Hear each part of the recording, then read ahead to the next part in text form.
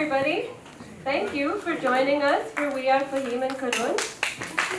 I am Maya. I'm a programmer with Indie Meme, and the programming team is just absolutely delighted to bring you the opportunity to watch this film. And now I want to bring Onir up on stage to actually set up the film. I could ramble on and on about the significance of his films, both in bringing queer stories and marginal voices to mainstream Indian cinema, but also in my own personal life and how it helped me. But that would be, I think, too much. So please welcome national award-winning, multiple award-winning director Onir to the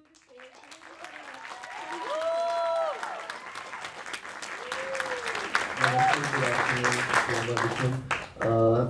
Thank you, Ramesh, for all those beautiful songs, setting up the mood for my film. I think that was beautiful. Thank you. Thank you, Indie Meme, for having me over. It feels really good to be back here with this film, especially because I was here, I think, 12 years back with a film called I Am. And We Are Faheem Karun is a sequel to I Am, a spiritual sequel to the film. It's a very special film for me. I wanted to make this film after the 2018 Supreme Court verdict decriminalizing homosexuality in India.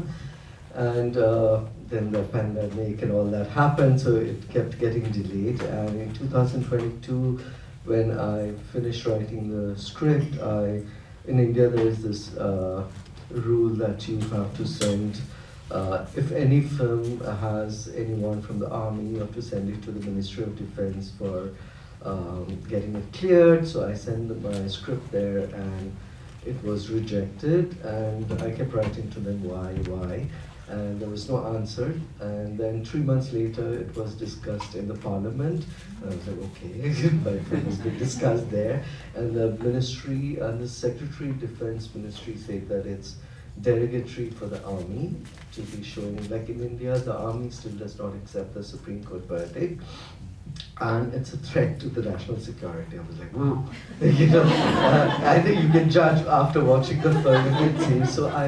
And that really made me like absolutely certain that I want to make the film. And of course, all the studios that were initially interested in the film, they all backed out because no one wants to be in the bad books of the government right now. And I was just wondering, how do I make it? And then one day my accountant just walks up to me and says, oh, your life insurance has just matured. And I was like, okay, this is a signal. And, my family was, of course, appalled and very, very upset. But for me, it was more important to do the film. So I put in all my savings to make this film. And I hope you like the film. Thank you so much for being here. I always like to go back to the beginning. Your parents were educators in Bhutan, where you were born. I think you spent summers in Calcutta with your grandparents, and you eventually went to college there, studied comparative literature, and then at some point received a scholarship to go to Berlin to study film editing. Obviously, you'd gotten into film by that time. Then you returned to India and got into the film industry, and you've been making films for over 30 years. Well, all right, you did some student films, so we have to count those. That's the beginning. All right. I won't out your age. I'm many, many decades older, so don't worry about that. So how did your interest in filmmaking begin? Where did that come from? I think primarily, the seed was sown by my mother, because when we were in school in Bhutan, every week there was one theater, and every week there used to be a film.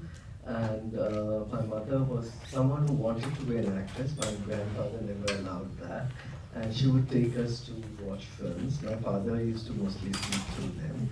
But, and I think we watched all kinds of films. There were Hollywood films, there were Bollywood films, and there were very, art cinema films.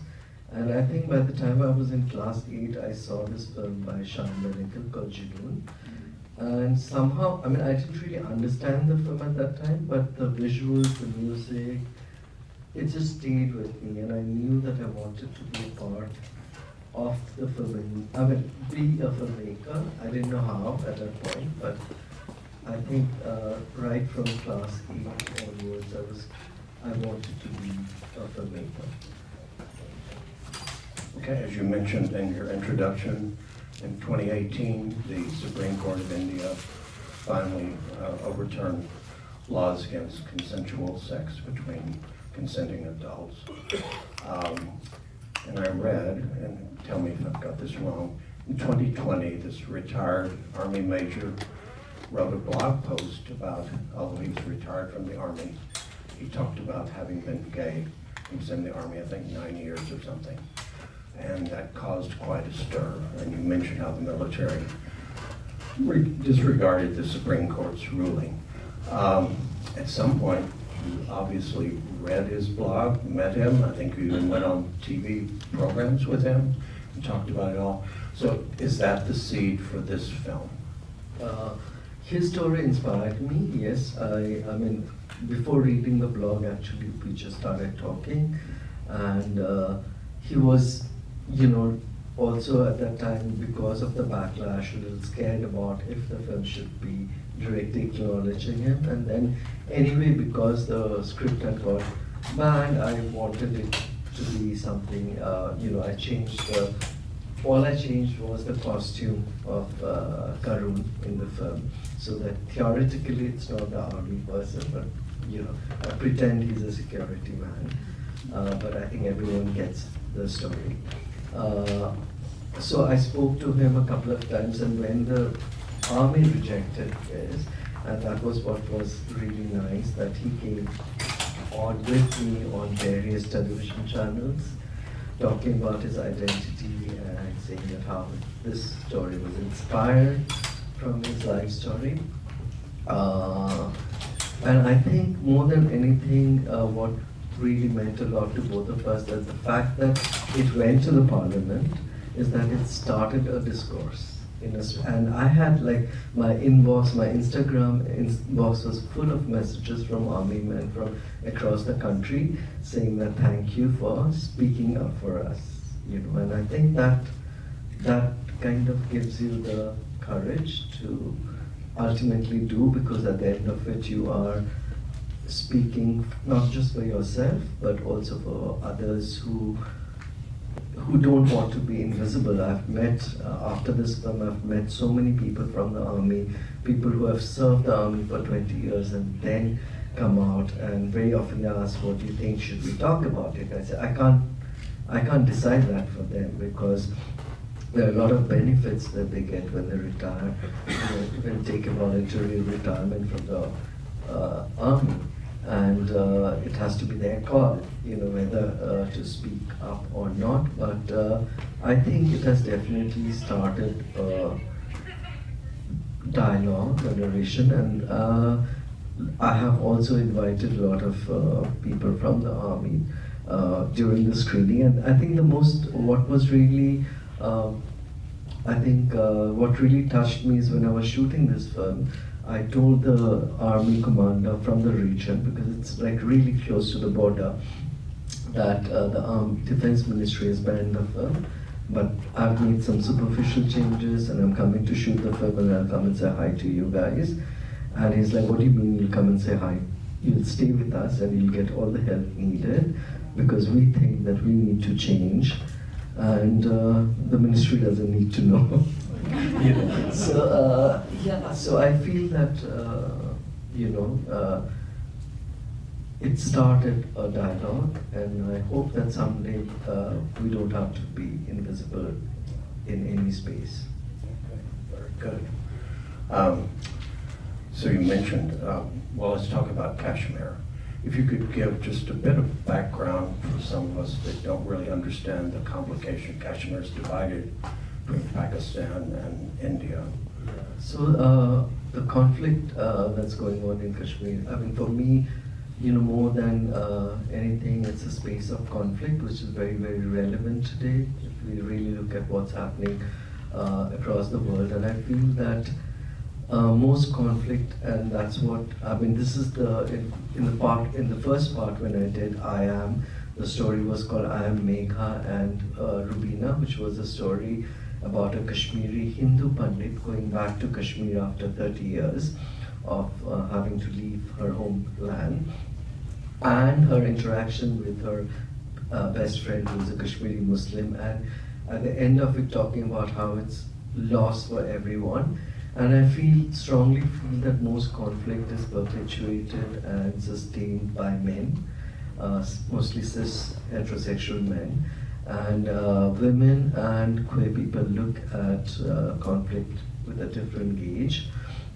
And I feel that being queer, you're all the time othered in different spaces. Like if you're Muslim and you're in Kashmir, it's very difficult to be out and open about your identity. And the same is with Karun, who is in a profession where you can't, be yourself, your identity. And I think when you're othered constantly, you look for spaces where you're accepted, where you're celebrated, where you can be loved, and you overcome those barriers created by this very cishet world, which divides you because of gender, sexuality, race, and it's all about power. And I've been going to Kashmir for the last 20 years, so it's not that I just went and started making the film. And I wanted to, and as a out and proud gay person, I've never felt not loved or respected. And I feel that, I do filmmaking workshops there with students, and I see a lot of love, and I feel that it's not the way one imagines it to be. It's just that the discourse is not there. And that's why I wanted to cast all the Kashmiri actors are Kashmiris, and also use the language because I wanted as much the right representation. Have a lot of people from Kashmir who are working on me. My co-writer Fauzia is from Pakistan. She's Muslim, she's lesbian, and for me it was very important to work in an inclusive way because this film is about inclusion. You've preempted about 18 questions. But that's sorry. No, do not apologize.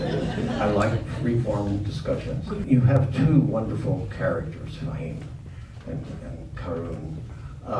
How did you go about, with your co-screenwriter or on your own, determining what characteristics they would have?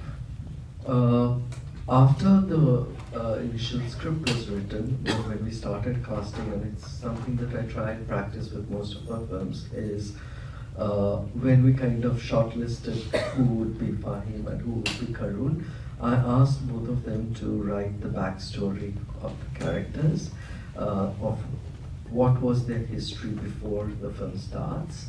And I did not tell them what to write, they wrote it. And then I tried to bring in elements from that story into the script so that they start owning the character and the stories. For example, the bit where Faheem narrates about his first experience of being, in a gay relationship, and his story about his cousin is what Tossi wrote as the backstory of Faheem, and I wanted to bring it into the film. Similarly, even the form of martial art that Karun does is something that he does as a person. And he also had got a backstory which I had shot, but then while editing I just felt it was becoming too repetitive, so I took it out. But they were wearing some of the clothes, they were wearing their own clothes. So I was constantly trying to bring in things from their real life into, for example, the mother, Sana, who plays the mother. This is the first film she's in. All of them, it was their first feature that they were doing. And I was finding it very, very difficult to cast, get a Kashmiri woman, because it's very difficult. I mean, there are not too many women actors from Kashmir. It's not still something that is encouraged. And I suddenly remembered that there's this homestay I stay often, and the lady there is just, she has a wonderful personality. And I called her up and I said that, I'm making this film, and do you think you would be open? And she's like, you know, I last acted when I was in school 12 years ago. I mean, I'm in class 12. And at that time there were theaters in Kashmir, and then during the conflict it all got burned down, and you know, the entire culture was gone. And she said, but I have two sons of the same age and I would like to try. And so I sent, Faheem was in Srinagar, so I sent him with one of my assistants to go to her and, you know, just rehearse some scenes and shoot it on the mobile. And when I saw it, I knew that, you know, so then of course we did workshops. But again, she brought in, I mean, she just was treating Faheem the way she would treat her own son, you know, and for me that was interesting because, you know, again, someone living in Kashmir and saying that, you know, if my son was gay, what would I do? I would want to protect him and I would still love him. And I thought, you know, we always see that in films where people are beaten up, thrown out, and rejection, and, you know, and I thought that maybe why not bring in this aspect where there is, it's not easy, but there is also acceptance, there is also hope. How did you even determine your two male leads? So it was, I was actually more worried about getting Faheem, and because Kashmiri Muslim actor would be wanting to play gay. But I was pleasantly surprised because nearly 36 actors applied for the role, all Kashmiris, and there was one actor who said, listen, I'm gay and you should cast me. And unfortunately, his acting was so terrible. I was sorry, I can't cast you just because you're gay.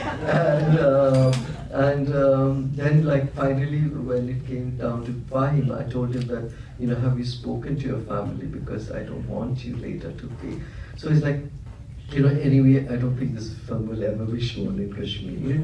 And for me as an actor, I know that I can make a mark if I do this. You know, coming from not a film background, coming from outside, and so I want to do it. So I was happy that he did that.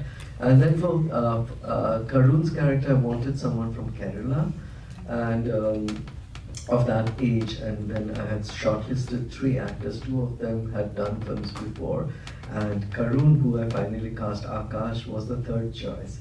But when we were doing I wanted to see the chemistry. The first 2, the chemistry was just not there. And then when Faheem and Karun got together, it felt like Faheem and Karun, and then I cast. Yeah. The chemistry is definitely there.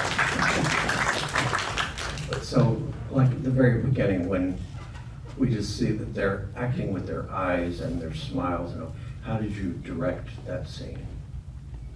I think, you know, like, because it's an independent film, I shot it in 15 days, and they were all new, that we had done such thorough workshops, you know, with each scene, that I won't say that I was actually standing there and directing them anymore, you know, because they all were living the characters, and, you know, because we needed to shoot fast, and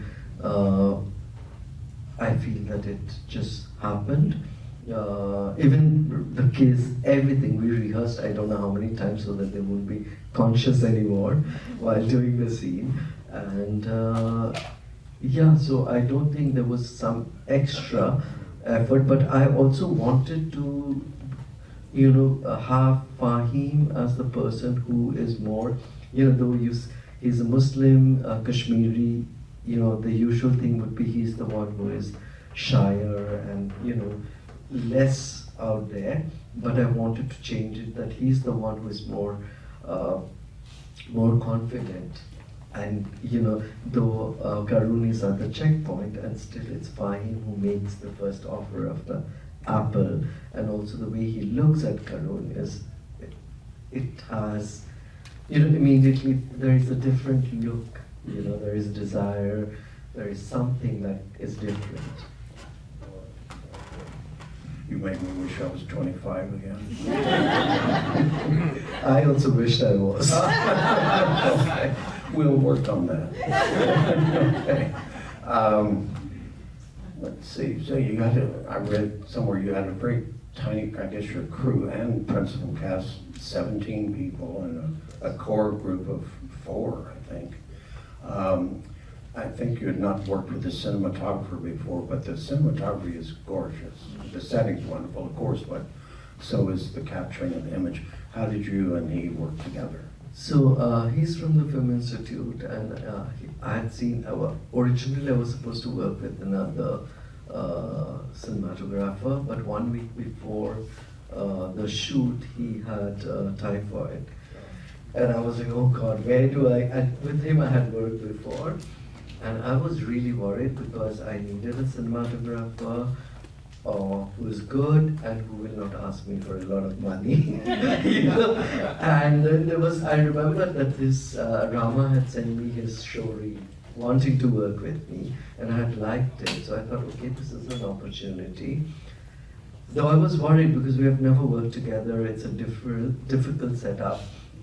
And there was just 7 days, and you know, I had prepped up with the other DOP, and I just decided, okay, we spoke on the phone, and we did a Zoom call, and like discussed the script, and I just felt the right vibes, and I met him in the set, and I met him before, and what was, you know, like, I remember telling him that, I mean, you won't have an assistant, you know. So I had like, and my team, like the core 4 people, they were all multitasking. So my first AD was also working as first AC, and later he also was working as the assistant editor, post-production head. My creative producer was washing clothes and ironing and doing the art direction. My associate director was booking the plane tickets and the food. So everyone was doing everything. And I feel that somehow everyone felt that they were doing it for themselves.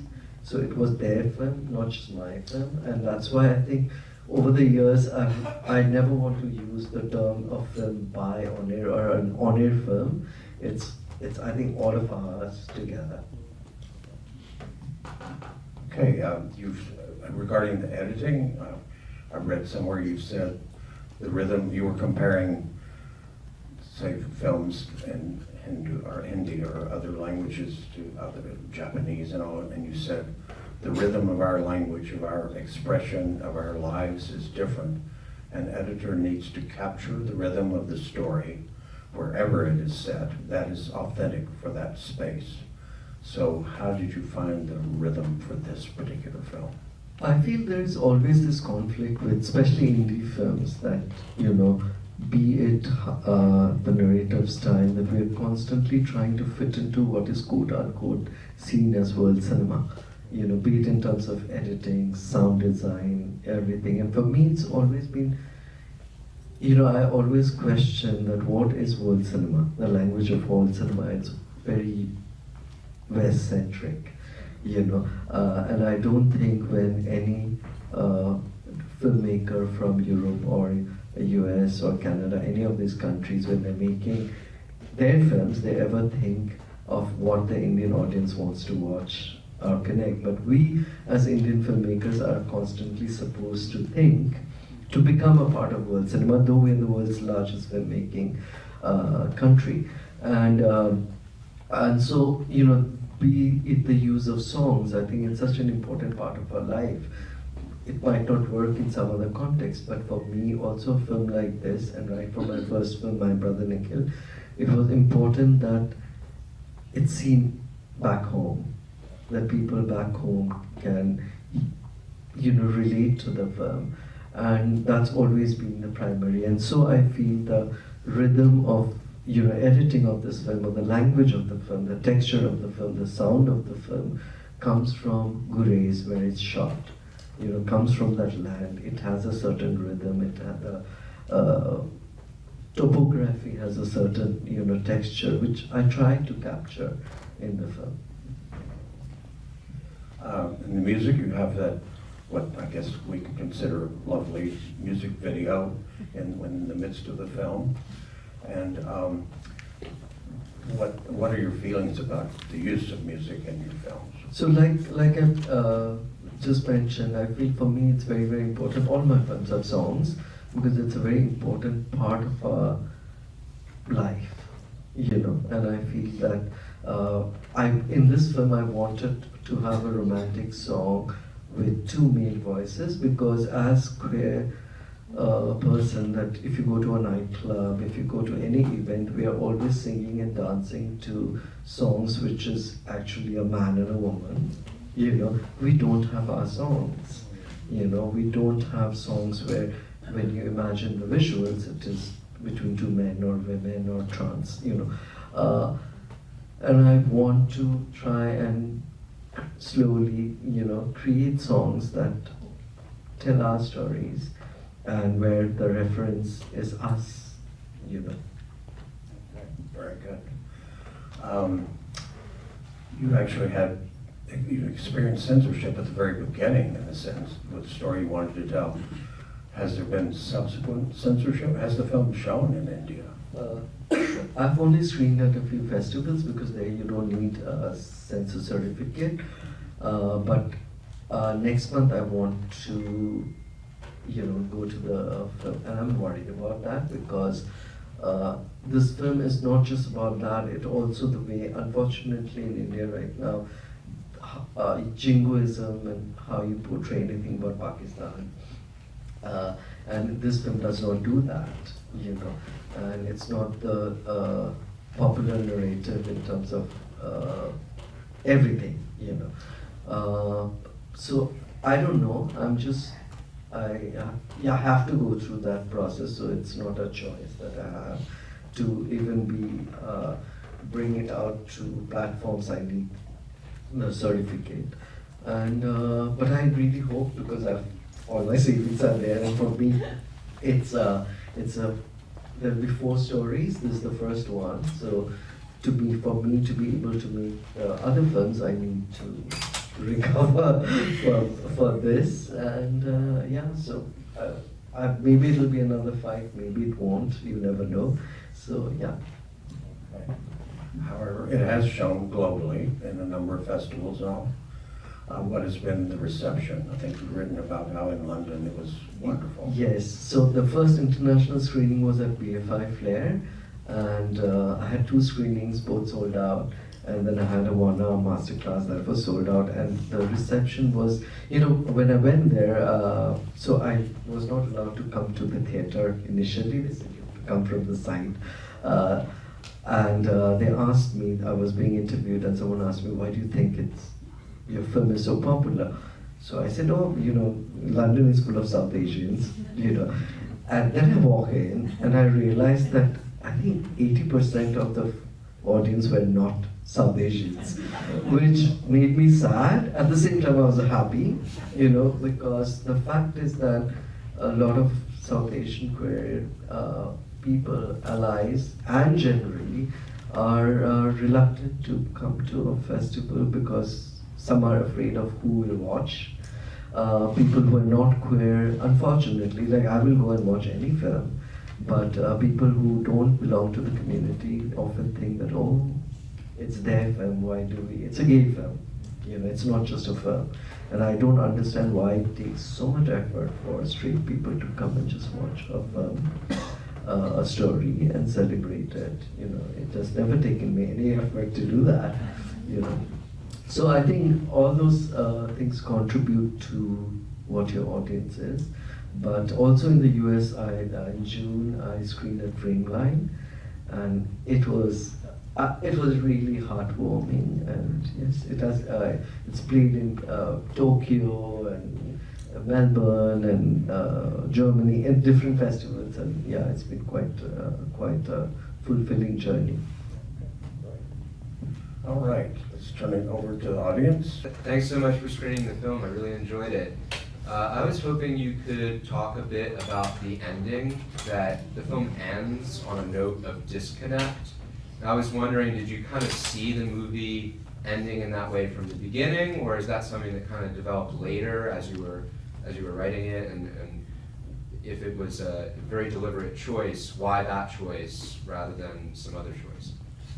Thank you for asking the question. Actually, we went, like me and Fawzia, discussed various possibilities, because there were a lot of possibilities. the most populist would be that Zaid is one of the guys who, shoots maybe Karun, or he's the one who gets killed, or Fahim gets killed, so all these possibilities were there. And then we thought that why not have, thank you for the light.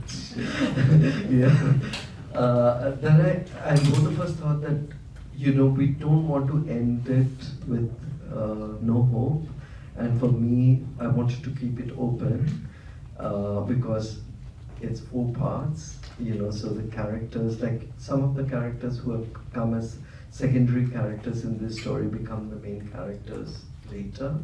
And Fahim and Karun, for me, the act of the mother giving the ring, Karun's ring to Fahim, is also signifying. And when he's at the window, there is this longing and sadness. And at the same time, I feel, and that's why when you have the framing, I have him, standing like this, where you also see the ring that Fahim gave. And for me, that is hope. It's not about, that, and at the same time, to immediately, for these characters to dismiss whatever is happening is not so easy, so it's something that it would be unreal for them to be suddenly romancing back together. It is difficult, it takes time to overcome all this, but there is hope that they will. Thank you. Hello, I am Wajiha and I'm from Pakistan. I'm a scholar who studies gender, and this was an amazing, it was an amazing movie because I saw the nuances, the way you talked about the Kashmir dispute, the India-Pakistan rivalry, and from all of it, the best thing was that we could see love, and we could get this message that love can be in different forms, in different ways. Some of the dialogues are so powerful. The Neelam River dialogue is beautiful. Can I interrupt? I have to tell you that also this dialogue, I have been to Gurez about 8 times before shooting. Yeah. And the driver who drove me there for the first time, his name is Ijaz Thar. So he was proudly showing me around, and he says, "Sir, do you know," he said it in Hindi, I mean it in English now so that everyone is, "Do you know that this river is called Kishan Ganga here, and it's called Neelam there?" And he laughed and he said that the river doesn't care. And I thought that it was such a beautiful way at looking at everything. We humans are the ones who are, and I thought I'd use it with the mother, because for me she symbolizes that hope, Very true, and it was really powerful as someone who understands the socio-political context there. And what I really liked about your film, and you've spoken about this a little bit, I want to know a little bit more about your thoughts, because in your film I could see a decolonial discourse in the queer story that you were mentioning. Most of the queer stories that I end up seeing, I sometimes see them from a very Western lens, but this was a movie that I could connect to because this was a queer story from a decolonial lens. So I really want to hear, when you write something or when you make a film, is it intentional to have that, as you said, a global South decolonial perspective, or is it more like that it just happened on its own because of the the story? I don't think it just happened on its own.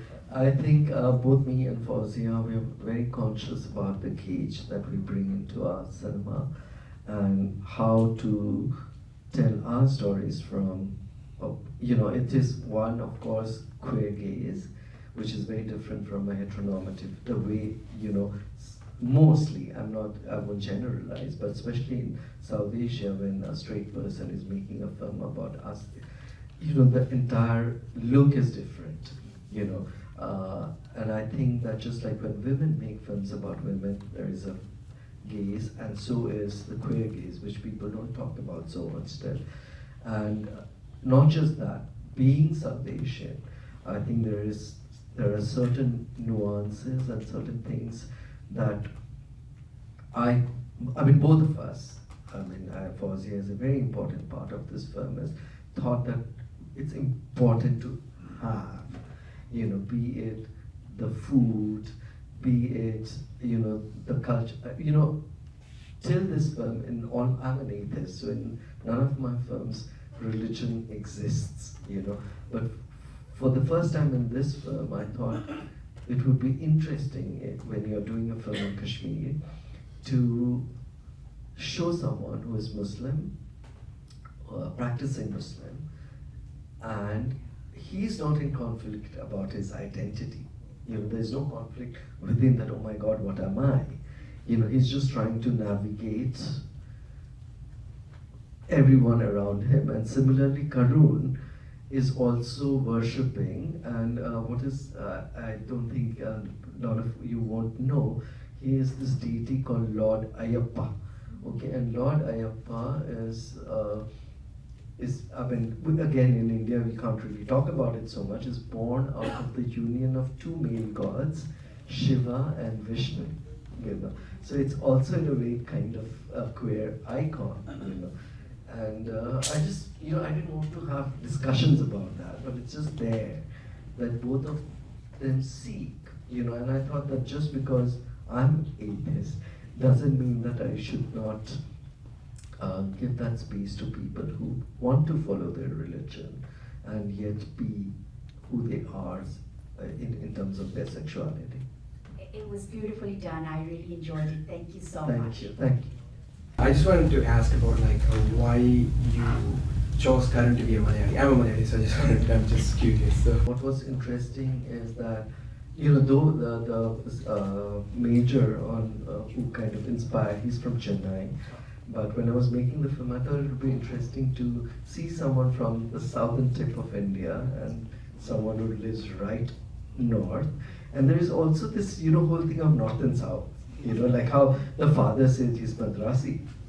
For everyone in north, anyone, below Madhya Pradesh, they're all the same, And so I thought these are small things. And also for me, when Karun talks to his mother, he says that he misses beef.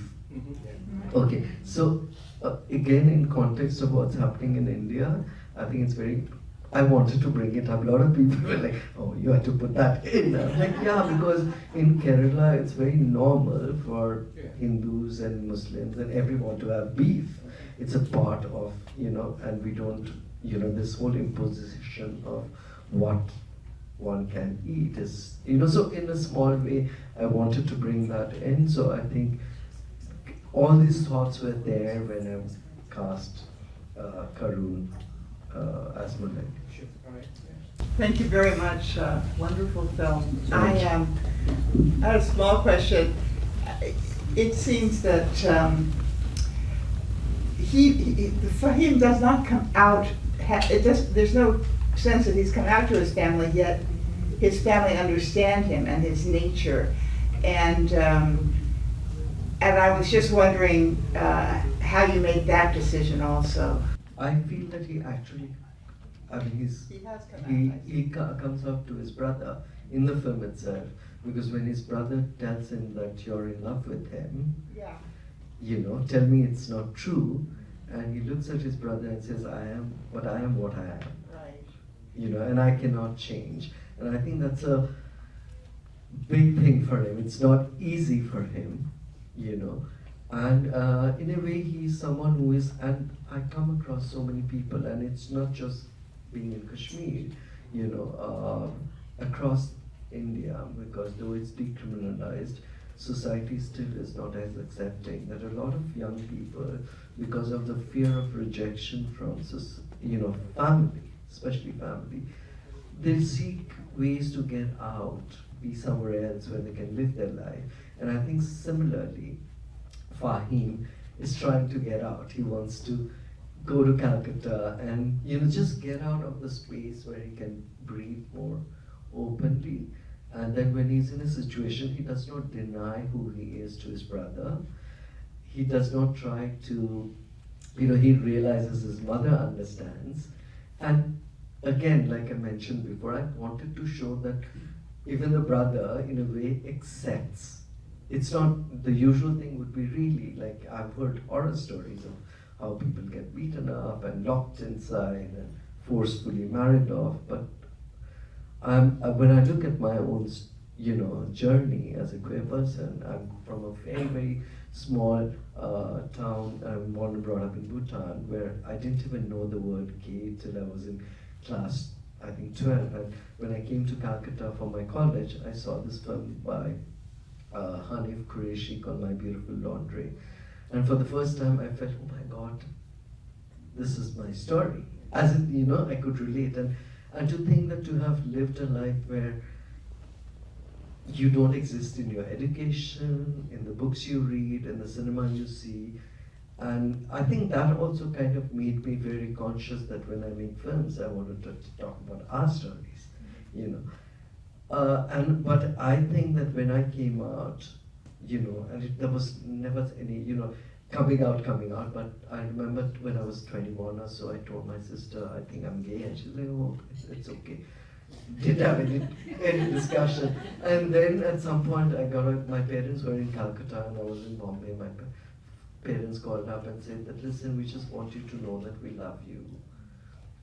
And I was like, how did this happen? And, you know, and recently there is this, magazine called Better India. So they wanted to talk to me and they wanted my story.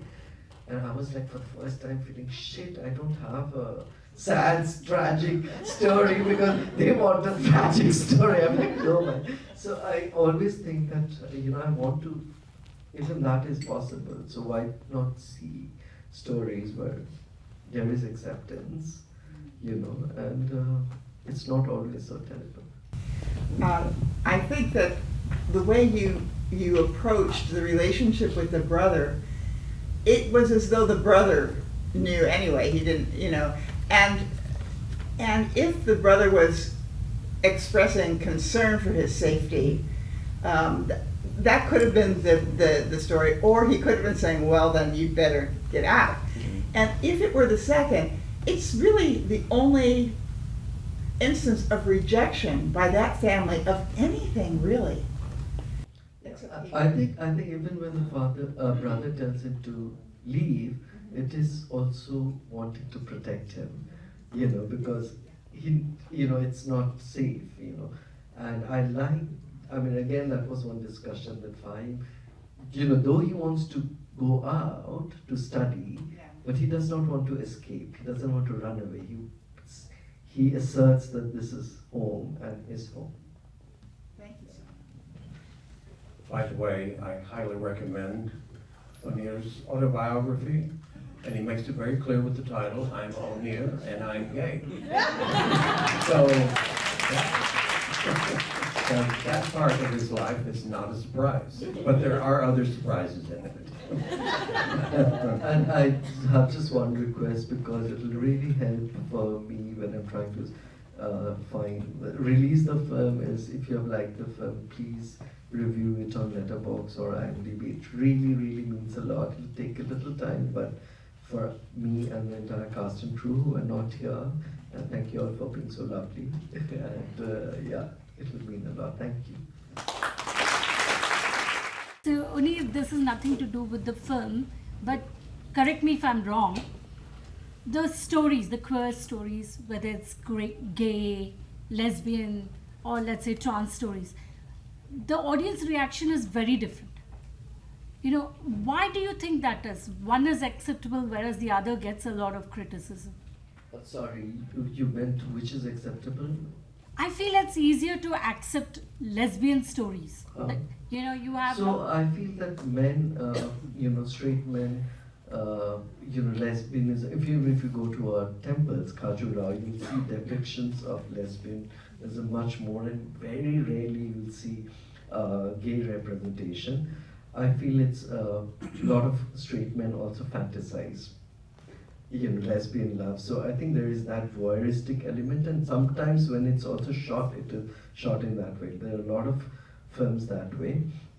But having said that, I don't think if you're making a genuine lesbian film, it's equally difficult in South Asia. Name me, like yesterday I was doing an interview and someone, the interviewer was talking from India that, oh, you know how with OTT platforms things have changed and isn't it easier? So I said, 2025, name one film from the Hindi film industry, which is the world's largest film industry, which is queer. And he was silent, you know. And recently there was this very beautiful Marathi film called Sabar Bonda, which won at Sundance. Beautiful film.